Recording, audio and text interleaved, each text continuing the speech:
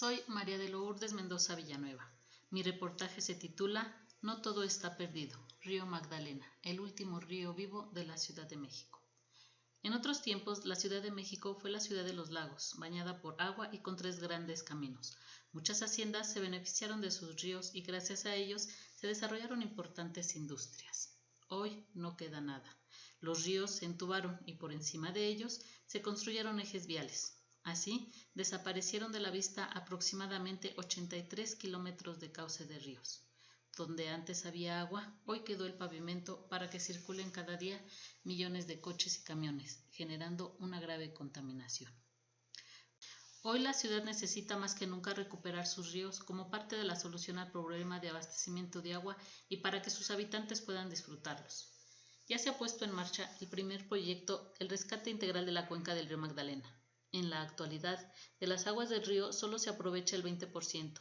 El resto se contamina con la descarga de aguas negras y basura y termina yéndose al drenaje de la ciudad. Con el nuevo proyecto, se calcula que podrán aprovecharse 5 metros cúbicos por segundo del agua del río Magdalena y sus afluentes. Se trata de un río que data de la época prehispánica y que se constituye como uno de los 2 cursos a cielo abierto de la ciudad. A inicios del siglo XX, la Ciudad de México era alimentada todavía por la mayor parte de los ríos heredados del periodo colonial. Actualmente, para desgracia de sus habitantes, casi todas esas corrientes fluviales se han secado o han sido entubadas. Una de las más importantes fue el río Magdalena. Sus derrames se formaban en el sur de la Cuenca de México con aguas que caían por la parte occidental de la Sierra del Ajusco, en la Ciudad de Las Cruces, trazando desde su origen un trayecto a cielo abierto de 28 kilómetros aproximadamente hasta su unión con las aguas de los ríos La Piedad y Churubusco. En la actualidad, el cauce del río, aunque existe, ya no es en su totalidad a cielo abierto. Este problema viene desde la década de los años 50, cuando la Ciudad de México se enfrentó a cambios propios de la modernidad, sobrepoblación, pérdida de zonas de cultivo y problemas salubres por el mal uso de ríos y canales, por lo que se optó por el entubamiento de la gran mayoría de ríos que transitaban por la ciudad. Es una zona de aproximadamente 3.000 hectáreas y se localiza en el límite suroccidental de la Ciudad de México, entre las alcaldías La Magdalena Contreras, Álvaro Obregón y Coajimalpa. Forma parte de la cordillera volcánica transmexicana, con un gradiente altitudinal que va de 2.470 metros en el noroeste a 3.850 en el suroeste. En la parte más alta predominan los bosques de pino, mientras en la parte media los más extendidos son los de oyamel, y en la más baja hay bosques mixtos y de encino. Rica en biodiversidad, se determinaron cerca de 195 especies de plantas vasculares, de las cuales 5 se encuentran en alguna categoría de riesgo y 3 son exclusivas del territorio mexicano. Se reconocen numerosas algas, entre las que destacan la Prasiola mexicana y Placoma regular, grupo que incorpora oxígeno al sistema acuático y posibilita la presencia de otras formas de vida como macroinvertebrados y peces. Con respecto a los hongos, se hallaron 30 especies comestibles y unas pocas tóxicas, en un total de más de 300 morfoespecies ubicadas en los diferentes tipos de vegetación, aunque el mayor porcentaje corresponde al bosque mixto y de encinos. En los dinamos existen 65 especies de mariposas y unas. En cuanto a aves de esta zona, se registraron 128 especies, de las cuales 77% son residentes permanentes, 16% de ellas se consideran endémicas y 23% son migratorias de invierno o transitorias. Hay 18 especies con importancia comercial. Se venden como aves de ornato o canoras. Un ejemplo es el gorrión mexicano, el azulejo, el tigrillo, la primavera y el clarín. Según los lineamientos de la norma oficial mexicana 59, hay una especie en la categoría de amenaza o en peligro de extinción y 7 especies en protección especial, que son la gallina de monte, la codorniz de Moctezuma, el gavilán pajarero, la aguililla pechirroja, el mirlo de agua y el clarín. La zona alberga una gran riqueza de aves, por lo que amerita un esfuerzo para su preservación.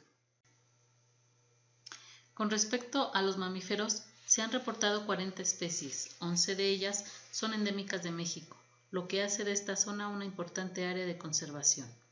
Entre las especies se encuentran el ratón Reitrodontomys microdon y el murciélago Choeronterex mexicana, la ardilla Sirius oculatus y las musarañas Cryptotis parva y Parva soricina, cada día más difíciles de observar.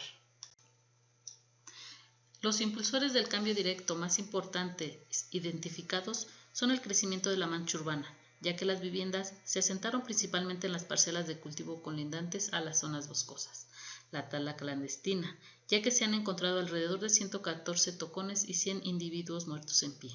La contaminación del río. Cuando llegó la mancha urbana disminuyó la calidad del agua por el aumento de comunidades bacterianas debido al doméstico de la zona y tira clandestina de basura. Incendios forestales provocados principalmente debido a la afluencia humana. El diagnóstico ambiental y social reconoce, hasta el momento, 4 servicios ecosistémicos de provisión: agua dulce, madera, alimento y productos no maderables. 9 de regulación, que son control de erosión y mantenimiento de suelo, almacenamiento de nutrientes, control de plagas y enfermedades, control de sequías, control de inundaciones y remoción de masa, regulación de los regímenes de lluvia y el efecto de albedo, mantenimiento de la productividad de los ecosistemas acuáticos, controlando la concentración de limo y nutrientes, la temperatura del agua y turbidez, purificación del aire a través de la captura y almacenamiento de carbono atmosférico, calidad del agua, regulación del agua superficial, subterránea, subsuperficial y basal. Y 4 culturales: belleza escénica, ecoturismo, educación y herencia cultural. Los actores sociales que intervienen en la apropiación y uso de los servicios ecosistémicos y en la toma de decisiones dentro de la cuenca son los comerciantes, puestos dedicados a la venta de alimentos, habitantes con vivienda regular e irregular, núcleos agrarios, visitantes y académicos. Acciones sostenibles. Entre las medidas para la recuperación del río Magdalena destacan el manejo forestal de la cuenca alta con la reforestación con especie nativa, atención fitosanitaria a los árboles plagados y remoción de los que se encuentran en mal estado. Ordenamiento del crecimiento de la mancha urbana, ya que si los asentamientos irregulares continúan en suelo de conservación, en poco tiempo el río no podría recuperarse. Saneamiento del cauce principal. Detener las descargas residuales legales y clandestinas que se vierten en el río, así como quitar los desechos sólidos de todo tipo que haya en el lecho y en el borde. Saneamiento de los afluentes y tributarios. El río Magdalena recibe aguas provenientes de otros ríos menores que en la época de lluvia pueden incrementar considerablemente el caudal. Recarga del acuífero. El suelo de la cuenca del río Magdalena permite la infiltración de agua de lluvia en un nivel muy alto. Características mediante ciertas obras, ya sea trincheras de infiltración, ayudaría a contrarrestar la explotación del acuífero. Mejoramiento del paisaje urbano, recuperando e integrándolo al espacio urbano de manera armónica. Creación de espacios públicos naturales, reconversión de la presa Ansaldo en un espacio público, ya sea en un parque hídrico o perímetro de árboles.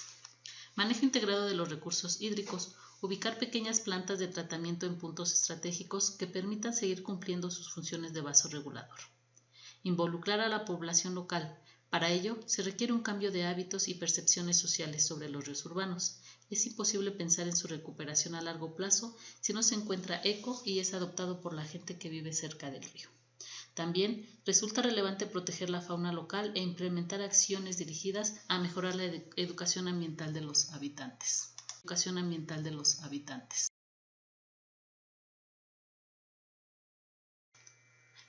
Dentro de las políticas ambientales, las áreas naturales protegidas en la Ciudad de México y en especial el suelo de conservación ecológica contrerense deben ser valoradas por sí mismas y por todos los servicios ecosistémicos que brindan a la ciudad.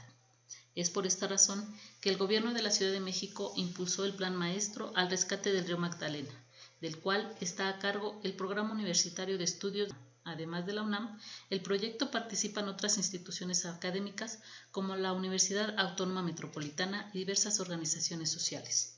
El Gobierno de la Ciudad de México ha integrado un grupo promotor del proyecto que cuenta con más de 100 personas e instituciones. El presupuesto inicial es de 43 millones de pesos. El proyecto del rescate del río Magdalena tiene un enfoque comunitario en el cual la sociedad está involucrada desde la planeación del mismo, a partir de sus necesidades y propuestas, con el compromiso de vigilar su correcta ejecución y mantenimiento. Si la comunidad asume este compromiso y colabora, será posible desarrollar espacios recreativos, educativos y deportivos que obedezcan a sus necesidades. En 1888, inspirado por el fluir del río Magdalena, el músico mexicano Juventino Rosas compuso el vals Junto al manantial, que luego sería rebautizado y conocido mundialmente como Sobre las olas.